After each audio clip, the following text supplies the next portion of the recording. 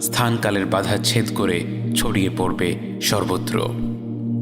বহু বছর পর আপনার রব আপনার কাছে আয়াত নাজিল করে বলেন, ওয়াদ-দুহা ওয়াল-লাইলি ইযা সাজা, উজ্জ্বল দিনের কসম এবং রাতের কসম যখন তা নিঝুম হয়ে যায়। মা ওয়াদ্দাআকা রাব্বুকা ওয়া মা ক্বালা, তোমার রব তোমাকে কখনো পরিত্যাগ করেননি এবং তোমার প্রতি অসন্তুষ্ট হননি। ওয়ালাল আখিরাতু খায়রুল লাকা মিনাল উলা, নিঃসন্দেহে তোমার জন্য পরবর্তী যুগ পূর্ববর্তী যুগের চেয়ে ভালো। ওয়ালা সাউফা ইউতিকা রাব্বুকা ফাতারদা, আর শীঘ্রই তোমার রব তোমাকে এত দেবেন যে তুমি খুশি হয়ে যাবে। আলাম ইয়াজিদকা ইয়াতীমান ফাআওয়া, তিনি কি তোমাকে এতিম হিসেবে পাননি তারপর তোমাকে আশ্রয় দেননি? ওয়া ওয়াজাদাকা দাল্লান ফাহাদা, তিনি তোমাকে পথ না পাওয়া অবস্থায় পান তারপর তিনিই পথ দেখান। ওয়া ওয়াজাদাকা আইলান ফাআগনা, তিনি তোমাকে নিঃস্ব অবস্থায় পান তারপর তোমাকে ধনী করেন। فأما اليتيم فلا تقهر وأما السائل فلا تنهر وأما بنعمة ربك فحدث, কাজেই এতিমের প্রতি কঠোর হয়ো না, সাহায্য প্রার্থনাকারীকে তিরস্কার করো না, আর নিজের রবের নিয়ামত প্রকাশ করো।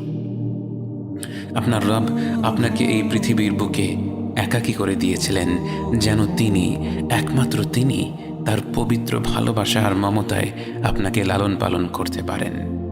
এবং কি অপূর্ব সেই ভালোবাসা, কি অপরূপ সেই প্রতিপালন। মহান আল্লাহর বিশেষ রহমতের ছায়াতলে বেড়ে ওঠা আপনি তাই কখনো শিরকের ধোঁকার শিকার হননি। তারুণ্যের সেই যাযাবর সময়টাতেও আপনি ছিলেন সব ধরনের অপকর্মের ঊর্ধ্বে।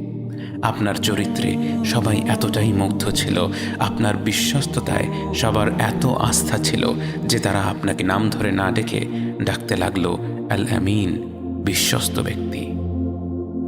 বহু বছর পর যখন আপনি সত্যের পথে আহ্বান করা শুরু করে দিয়েছিলেন এবং আপনার বিরোধিতা করা মানুষের অভাব ছিল না, এমনকি তারা আপনাকে হত্যা করার পরিকল্পনা করছিল, সেই পরিকল্পনাকারীদের ধন সম্পদও আপনারই ঘরে ছিল।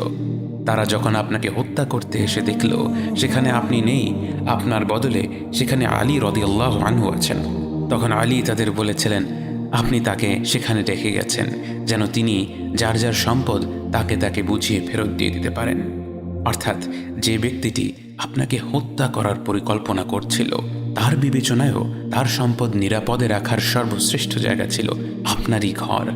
আপনাকে যারা জনসমক্ষে মিথ্যুক আর জাদুকর বলেছে তাদের মতেও সবসময় আপনিই ছিলেন আল আমিন, সবচেয়ে বিশ্বস্ত, সবচেয়ে নির্ভরযোগ্য ব্যক্তি। আপনার চরিত্র আর ব্যবহার এত মনোমুগ্ধকর ছিল যে স্বয়ং আল্লাহ তাআলা আপনার ব্যাপারে সাক্ষ্য দিয়ে বলেন, ওয়া ইন্নাকা লাআলা খুলুকিন আযীম, নিঃসন্দেহে আপনি অবশ্যই মহান চরিত্রের চূড়ান্তে। তরুণ বয়স থেকেই আপনার যে উপস্থিত বুদ্ধি ছিল সেই গুণেই আপনি একদিন রূপান্তরিত হলেন বিশ্বের সর্বকালের শ্রেষ্ঠ নেতা হিসেবে। যেদিন কাবা শরীফের কালো পাথর কোন বংশের লোকেরা বসিয়ে দেবে তা নিয়ে এক বিরাট রেষারেষি শুরু হয়ে গিয়েছিল, সেদিন তারা আপনাকে আসতে দেখে বলল, ওই যে আল আমিন আসছে, ও যা সমাধান দিবে সেটাই হবে। আপনি মুহূর্তের মধ্যেই এমন প্রস্তাব দিলেন যে সকলে তাৎক্ষণিকভাবে মেনে নিল। একটি বড় কাপড়ের মাঝখানে কালো পাথরটি রেখে সেই কাপড়টির বিভিন্ন প্রান্তে প্রতিটি বংশের একজন প্রতিনিধি শক্ত করে ধরে রাখল এবং সবাই মিলে পাথরটিকে কাবার একেবারে কাছে নিয়ে গেল এবং পরিশেষে সবার নির্বাচিত প্রতিনিধি হিসেবে কাপড় থেকে পাথরটি তুলে আপনি নিজ হাতে কাবার সেই গর্তে বসিয়ে দিলেন। মানুষের মধ্যে বিভেদ দূর করে দেওয়ার আপনার এই গুণ বিস্মিত করেছে মুসলিম অমুসলিম নির্বিশেষে সকল স্তরের বুদ্ধিজীবীদের। আপনাকে কেউ কিভাবে না ভালোবাসবে ইয়া রাসূলুল্লাহ। আপনার মুখে যে সবসময় ছিল এক মন ভোলানো হাসি, আপনি যার সাথেই কথা বলতেন তাকে উপহার দিতেন আপনার সেই অপরূপ হাসি মুখ। আপনি কখনো মুখ খুলে হো হো করে হেসে উঠতেন না, কিন্তু আপনার মুখের মার্জিত সুমধুর সেই হাসিটি ছিল সদা বিরাজমান।